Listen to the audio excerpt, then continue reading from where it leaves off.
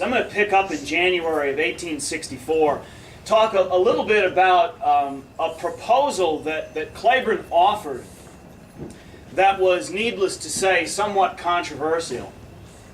Every now and then I have the opportunity to talk about this with groups, and they're really surprised, because this was a proposal that within the upper reaches of the Confederate government certainly shook the foundations of some. Early that January, while the Army was in Dalton, Georgia, Cleburne, being a very practical man, understood that the Confederacy was suffering from a shortage of manpower, and issued a proposal, a written proposal, written in lawyerly detail, that the Confederate armies should arm slaves for a period of 12 months, and in exchange for dutiful service, they would be granted their freedom. Needless to say, this was an idea that did not win much support in Richmond, Virginia. And several of Patrick Cleburne's peers, in fact, attacked him viciously. Among them were General W.H.T. Walker and General William Bate.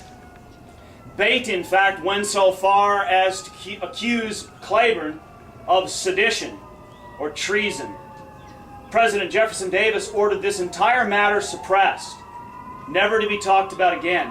It's ironic that this proposal was not known in many circles until years after the war, when a former aide named Calhoun Benham, who had been a very vocal opponent of the proposal as well, had kept a copy.